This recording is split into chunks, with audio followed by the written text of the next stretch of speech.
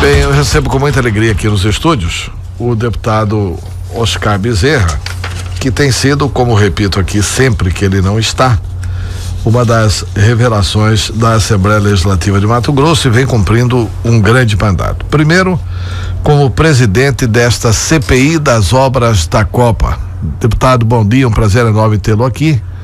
O que temos de novidades finais aí da CPI? Ela está caminhando para o seu final, né? Bom dia. Bom dia, Antero, bom dia aos ouvintes da rádio. Bem, realmente, depois de uma longa jornada de trabalho aí, a CPI caminha para o seu final.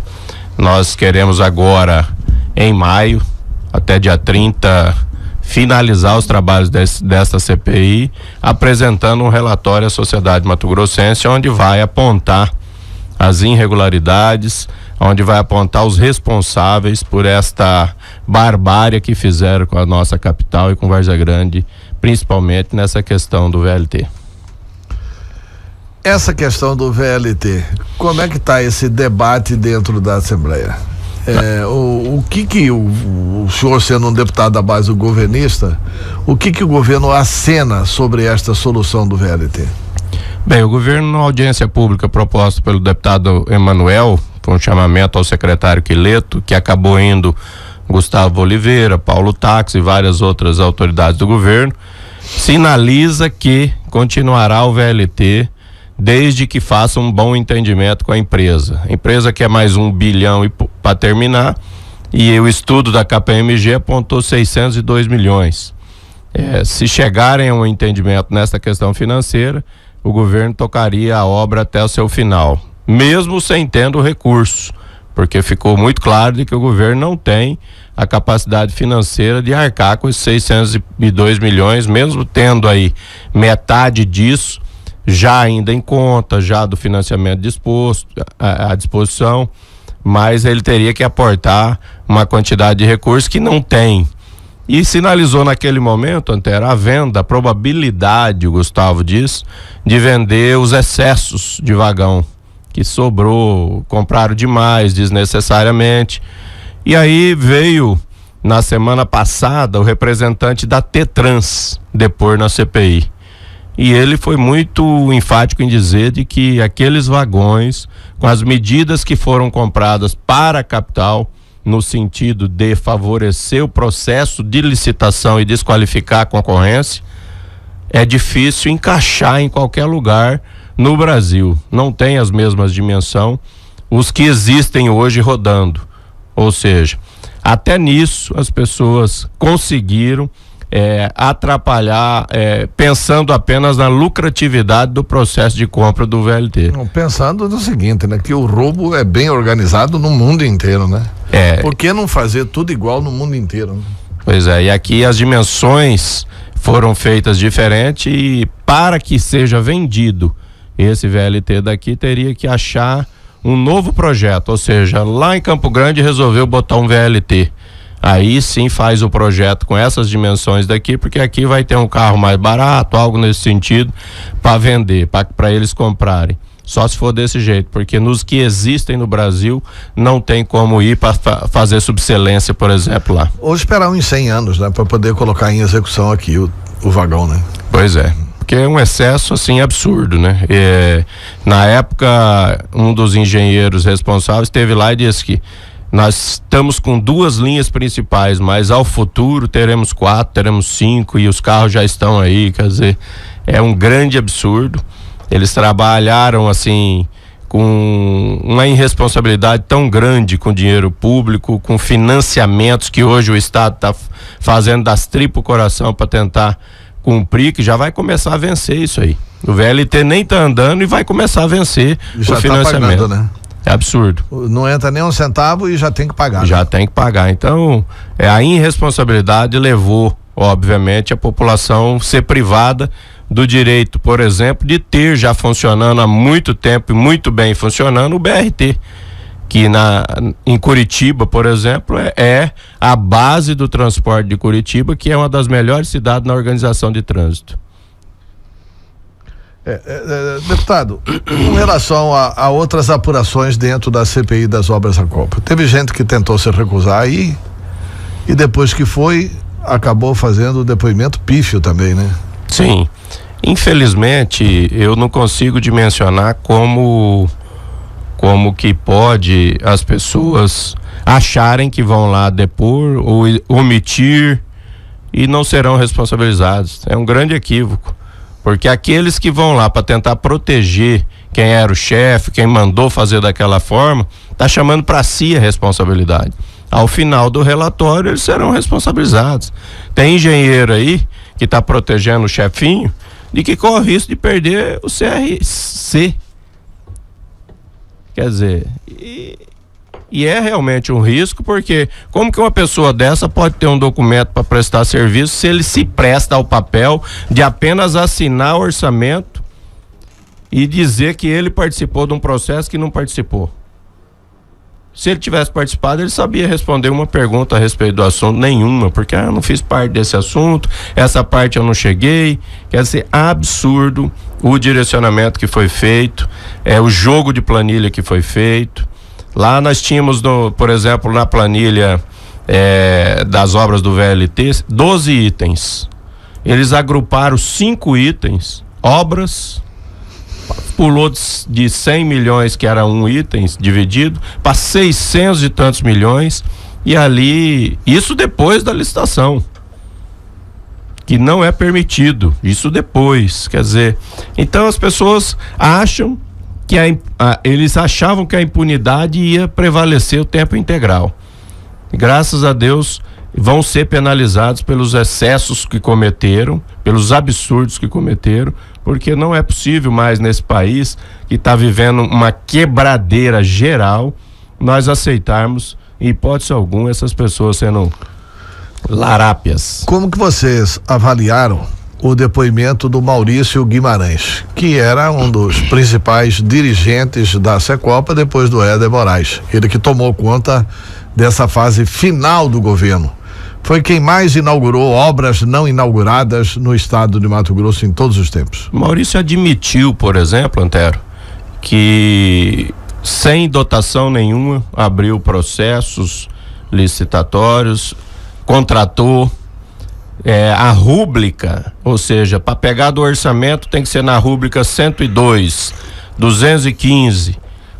Constava no contrato, eles usaram da 200, não tem nada a ver com o que estava no contrato, usaram, ou seja, fizeram do governo do estado o caixa pessoal, como se fosse assim, não, aqui pega da onde quer, onde vai, não respeitou princípios básicos da lei de licitação e da lei vigente orçamentária. Infelizmente, eles realmente achavam que não ia ser pego em momento nenhum. Por isso fizeram o que fizeram, e por isso eu me sinto feliz de participar desse processo onde serão penalizadas muitas pessoas aí. Eu acredito que ao final desse relatório, Antônio, possa sair pedido de cadeia para uns quantos aí. Obviamente não é nossa missão, mas o Ministério Público pode acatar, sim, em função do escândalo que foi e as provas que existem a respeito desse tema. A CPI vai pedir o indiciamento, né? Exatamente. Quem vai pedir cadeia vai ser o Ministério Público, né? Mas dá para sugerir. Dá para sugerir, dá, né? Quais as pessoas importantes, assim, relevantes, que ainda faltam ser ouvidos na CPI? O Riva, por exemplo, vai ser ouvido na próxima CPI? Semana agora, se for deliberado no dia de hoje, a aprovação desses nomes, já viria o Riva na terça-feira, o Silval na terça-feira e o Riva na quarta, algo assim. Eu não tenho ainda porque não deliberou, vai ser agora, na próxima sessão, 9 horas da manhã. Isso significa dizer que estamos mesmo chegando ao final da CPI. Sim, porque essas pessoas, na minha visão, são os grandes responsáveis pela mudança do modal. O Riva, o lobista da mudança, que ficou explícito no depoimento da Tetrans, do rapaz da Tetrans que veio aqui, ele praticamente disse assim, fui contratado para fazer um estudo, para vir aqui fazer uma audiência pública para enganar os deputados no convencimento de que tinha que mudar. Ele apresentou slides naquela audiência pública onde o VLT ficava 698 milhões e garantiu que não passava disso, e da mesma forma o deputado. Ou seja, isso não é um lobby fortíssimo para que se fosse mudado? E daí aconteceu tudo aquilo, trocaram lá o parecer, ou seja, também criminosamente, a pessoa de lá até está respondendo criminal a respeito desse assunto, trocaram. E vai ficar, sabe quanto, Antero? 3 vezes mais do que eles venderam aqui para a população numa audiência pública e para os deputados colegas que foram lá ser convencidos de que a mudança do BRT para o VLT era o melhor momento, era a melhor situação. Tá, e essa nova fase do Riva, que ele resolveu agora, todo dia tem declaração de Riva no jornal, hoje está um aqui, que ele admite propina e comprou fazenda com a propina daquela Mitsur, né? Que ele recebia propina e comprou fazenda junto com o seu Val. Chegou até a envolver sua esposa num depoimento. Verdade. Como que você viu isso? Olha, no caso da Luciane... E como que a deputada Luciane reagiu? No caso da Luciane, nós ficamos muito tranquilos, Antero, até porque na ordem cronológica, vamos dizer ali, da Assembleia passada, a Luciane seria a 24ª. Ele falou do Romualdo, do Mauro e da Luciane, como se a Luciane tivesse participação efetiva nas decisões da mesa diretora. Só aí já desqualifica, porque é mentira. A Luciane foi a única deputada na mesa diretora que votou contra e fez discurso na tribuna apontando o dedo e falando que ele era um malfeitor do dinheiro público em várias situações. Como é que pode a Luciane ser favorecida por um cara como esse? Quer dizer, então ele falou, tem que provar, né? Que é muito simples o cara falar, fulano tem problema com tal coisa, tá, mas e aí? Prova qual que é o problema, então. E agora? Mas esse sincericídio dele nos últimos depoimentos, que ele tem feito confissões nos últimos depoimentos.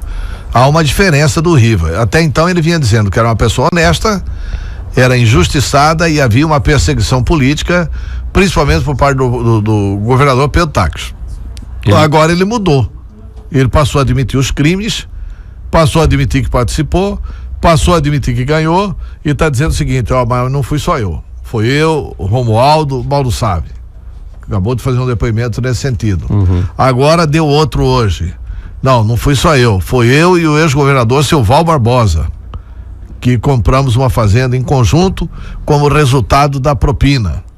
E esse tipo de comportamento para a CPI é bom para extrair dele. Se ele está nesse momento... nesse momento sincericídio.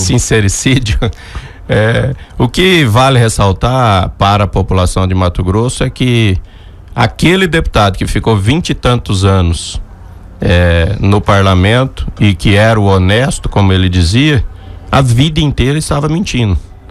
Porque agora ele não é deputado e está falando a verdade pela primeira vez. Então abre o jogo, realmente, tem que abrir o jogo, é isso que ele acha que vai resolver a situação dele, faça isso. E da mesma forma, qualquer outra pessoa que for envolvida possa ir também e fazer o contraponto, porque não se pode acusar sem ter prova. O ônus da prova cabe a ele agora. Porque ele tem que falar e provar. Exatamente. Porque hoje a moda no Brasil é o tal da delação premiada. Eu já falei para vários deputados dentro da Assembleia que, na minha visão, o Riva assinou a delação premiada e está fazendo. Eu estou entrevistando aqui o presidente da CPI, o deputado Oscar Bezerra, presidente da CPI das Obras da Copa, que deve ouvir na semana que vem. Portanto, nós teremos uma semana explosiva dentro do Parlamento Legislativo. Explosiva que eu digo assim, no fato de revelar boas notícias para a imprensa de Mato Grosso e do Brasil, onde teremos as presenças do ex-deputado Riva e do ex-governador seu Val Barbosa. O ex-deputado Riva hoje ganhou a liberdade, né? Mas tem uma série de restrições, uma das quais é não ir para a Assembleia Legislativa. Esse problema foi contornado, inclusive, deputado? Então, Antero, nós fizemos um pedido à doutora Selma que autorizasse para que ele fosse até lá. Obviamente, sem essa autorização, fica impossibilitado o depoimento do Riva na CPI e automaticamente prejudicaria muito a CPI, uma vez que, como a gente entende, ele foi o grande precursor dessa mudança BRT-VLT, seria fundamental o seu depoimento. E essa semana nós fizemos o pedido para que a juíza pudesse, de repente, designar um oficial de diligência, de oficial de justiça, para acompanhar mesmo ele estando em liberdade, para ver de que a função dele ali é como testemunha. E da mesma forma, os deputados da comissão, mesmo que tenha qualquer restrição em estar perto dele, também a função daí é de parlamentar, não tem absolutamente nenhuma ligação e nenhuma conversa paralela, exceto a oitiva com relação aos fatos da CPI. Existe a possibilidade da Assembleia propor a cariação com relação a Riva e vamos supor que ele cite lá um fato que ele já citou, por exemplo, do Mauro Sabe. Certo. O Mauro Sabe participou conosco, etc e tal. E o Mauro Sabe estando presente lá, como é que faz isso? No caso do VLT especificamente, o Mauro era BRT. Ele era um defensor, ficou brabo com a mudança para o VLT. Tanto é que na audiência pública que o Riva fez de 698 milhões para convencer os deputados, ele foi um dos poucos que se manifestou contrário, mesmo assim, uma vez que ele entendia que era uma grande enganação aquele valor já lá atrás. E agora se consuma, obviamente, o que ele imaginava que era.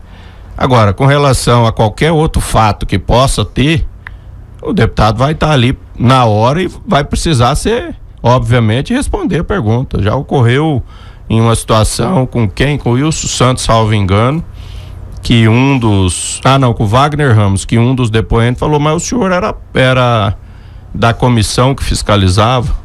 E aí eu exigi do Wagner uma manifestação no sentido de esclarecer a ele também como que funcionava a questão dos deputados que fiscalizavam determinada obra. O Silval Barbosa. Então, o Silval, da mesma forma, fizemos a diligência do pedido, porque no caso o Silval, como está detido, depende obviamente da carceragem, depende do liberdade provisória para que ele venha acompanhado por policiais para o depoimento exclusivamente. Então é um pouco mais complexo, mas que já ocorreu anteriormente com Éder Moraes, por exemplo, que veio acompanhado por policiais e fez o seu depoimento. Então não acredito que não tenha dificuldade também com o Silval, que ocorrerá semana que vem, se a justiça se entender. Tá, voltamos aí ao Instituto da Delação Premiada. O senhor dizia há pouco que acredita que o Riva já fez a delação premiada e que essas confissões nada mais são do que o desdobramento das delações já feitas. Exatamente. O senhor acredita nisso baseado em alguma informação ou é apenas uma crença em função do conteúdo das confissões? A realidade, Antero, é baseado no que está ocorrendo. Porque ele chegar no processo determinado, fazer lá acusações e apontamentos e propor devolver dinheiro, não é assim meio que normal. Obviamente teria uma contrapartida de favorecimento a ele, como teve naquela oportunidade, por exemplo, que ele fez os apontamentos do Romualdo, do Mauro, do Luciane, e imediatamente ele ficou sem tornozeleira, já ganhou um monte de benefícios ali que a justiça forneceu a ele. Então é o entendimento de todos aqui fora de que está tendo sim esse benefício da delação que cada pessoa tem. Agora, o critério da delação normalmente uma pessoa pequenininha falar dos grandões que estão acima dele, não o grandão querer acusar os pequenininhos. Porque nós somos sabedores de que quem mandava e era dono da Assembleia Legislativa era o Riva. E não ao contrário. Fulano, Beltrano, não, muito pelo contrário. Quem mandava, não tinha absolutamente uma vírgula que se passava dentro do parlamento que não tinha a chancela do Riva. Então, quer dizer, a delação, e eu acho que tem esse critério, dele para cima, não dele para baixo. Então tem que ver se tem validade também isso aí, porque muitas vezes o Ministério Público está colhendo as informações necessárias e obviamente ele não teria muitos benefícios, como ele teria que entregar o Silval, o Blairo, gente acima dele. Aí é justificável de ter muitas vezes a informação dele tendo um benefício para a pena que ele obviamente iria cumprir. Deputado, vamos agora resgatar alguns assuntos parlamentares desta semana. O senhor disse aqui neste microfone esta semana, numa entrevista ao Paulo Coelho, que o senhor não concorda com a redução do 12º da Assembleia Legislativa de Mato Grosso. Ao mesmo tempo, eu quero pegar duas declarações de deputados para confrontar isso, para ver a análise de quem está nos ouvindo. Ao mesmo tempo, o deputado Wilson Santos disse o seguinte: estão sobrando no caixa da Assembleia 100 milhões de reais que não tem onde gastar, que não tem com o que gastar. Se está sobrando dinheiro, não tem com o que gastar, por que não devolver para o Poder Executivo, já que precisa gastar em setores essenciais da administração? Qual que é a sua opinião? Na minha opinião, Antero, o dinheiro que é do Legislativo, o Legislativo é que tem que direcionar. Eu não falei de repente em não devolver, de repente foi mal interpretado. Nós podemos sim devolver, mas direcionado através dos deputados. Por que não valorizar os deputados, já que o dinheiro é dos deputados? É da Assembleia Legislativa, do Parlamento Estadual. É simples assim devolver, e aí o governo faz uma ação e não valoriza em nada os parlamentares. Não é justo. Essa é o meu questionamento com o Wilson. Wilson, vamos devolver 100 milhões? Vamos devolver. Então vai lá, tá indo 100, fala que é para aplicar 100% na saúde do estado, esse dinheiro. 5 milhões para cada deputado investir na saúde do estado. Pelo menos nós teríamos um ganho político e o dinheiro ia ser aplicado da mesma forma. Ah, mas o governo é que sabe das prioridades. Não. Os deputados também sabem das prioridades, porque o interior está completamente abandonado também. O deputado é longa-manos do governo, né? Então, quem vai no interior mais do que o executivo é o deputado. Exatamente, e nós sabemos sim o que está acontecendo aí no interior e aonde precisa investir. Agora eu não consigo dimensionar o porquê, que já que é da Assembleia Legislativa o recurso, não fazer esse tipo de parceria, só isso. Por isso eu falei, sou contra, porque para devolver simplesmente sem nós termos nenhuma valorização, eu acho que não é justo. Mas se quem é dono da mesa diretora, quem coordena é o Maluf e o Nininho.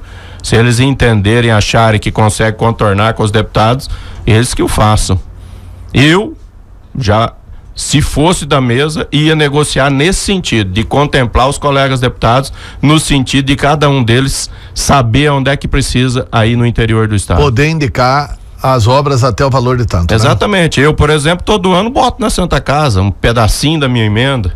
Hospital do Câncer, um pedacinho da minha emenda. Quer dizer, imagine se nós temos um canhão de 5 milhões extraordinariamente, porque sai da Assembleia, para que a gente aporte nas unidades de saúde. Eu sei de que a capital e Várzea Grande hoje recebe o interior como um todo aqui, assim, grandemente, mas se nós também fortalecermos lá na ponte, lá na base, muitas vezes vai diminuir essa vinda para cá, que é a ambulância terapia, ou ônibus, que é uma loucura. Tem prefeitura aí que tem ônibus de 45 lugares e faz semanalmente para Cuiabá essa viagem, para jogar aqui e ficar muitas vezes no corredor do pronto-socorro, porque não cabe, não tem lugar para pôr.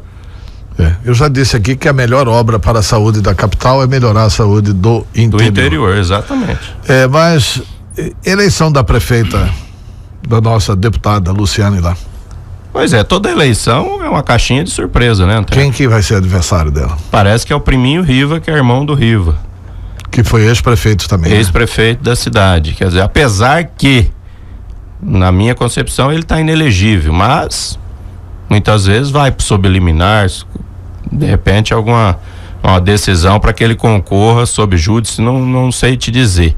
Mas a princípio, na minha visão, ele tem inegibilidade e, obviamente, no momento oportuno, a justiça terá que se manifestar se dá ou não o registro da candidatura a ele. O fato é, Luciane tem um trabalho prestado em Juara, um reconhecimento gigante do trabalho como primeira-dama na época. Eu atribuo o sucesso da minha administração a ela.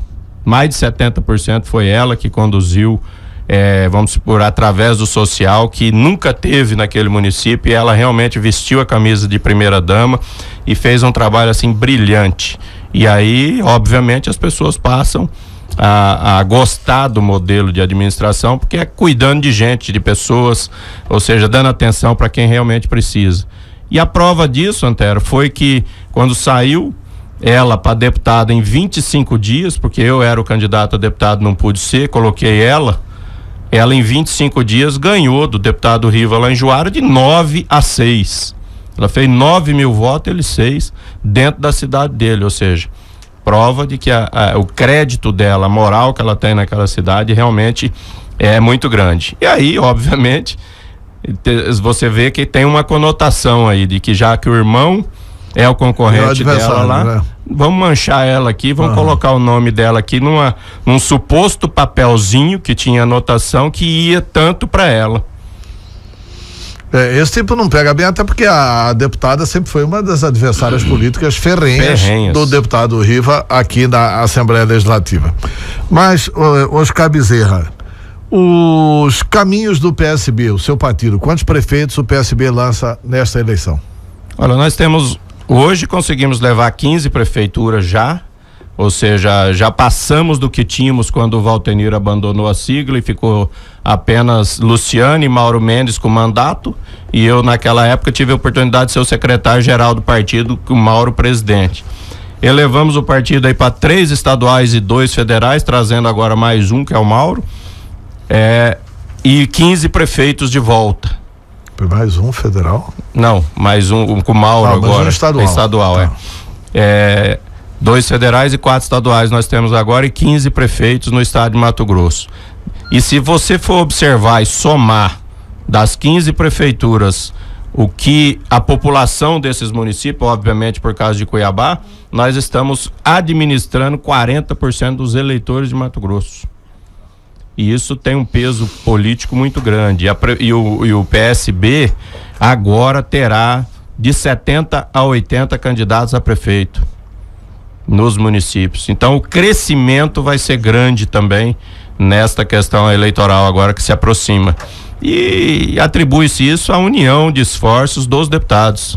O Max está fazendo o seu papel brilhantemente na região sul, acompanhado pelo Fabinho, pelo Saquete. Da mesma forma o Mauro aqui no centro, mais no centro do estado, Sorriso no Médio Norte, eu lá no Noroeste e o Botelho aqui na Baixada Cuiabana.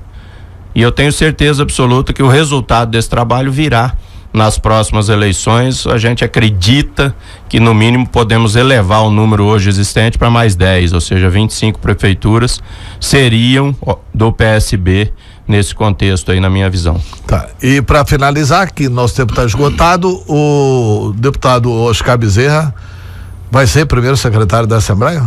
Tem articulação nesse sentido? Pode pintar uma chapa com Oscar Bezerra na primeira secretaria? Porque ontem eu estive lá na Assembleia e teve um parlamentar que disse: olha, o deputado Emanuel Pinheiro não pode confundir, ele tem um grupo de parlamentares que apoiam ele para presidente, mas se ele deixar de ser candidato a presidente, o candidato que vai fazer a composição na primeira secretaria é o Oscar Bezerra. Tá conversado isso lá? Tá conversado isso aí. O próprio Emanuel já falou isso várias vezes. Nós temos uma chapa, Emanuel Pinheiro e Oscar Bezerra. E temos 9 deputados. Só que 9 não ganha de 15 que ficou para trás. Então, nós temos um entendimento, e ontem ainda numa reunião na casa do Emanuel, estávamos presentes quase todos os deputados, exceto o Romualdo está em tratamento de saúde. Ficou deliberado isso aí, porque se for necessário o Oscar recuar para que o Emanuel se viabilize com outro grupo vindo ser o secretário do Emanuel, obviamente o Oscar recua. E da mesma forma, se for necessário o Emanuel recuar e este grupo de 9 ter uma representação na mesa diretora, o Emanuel também recuaria.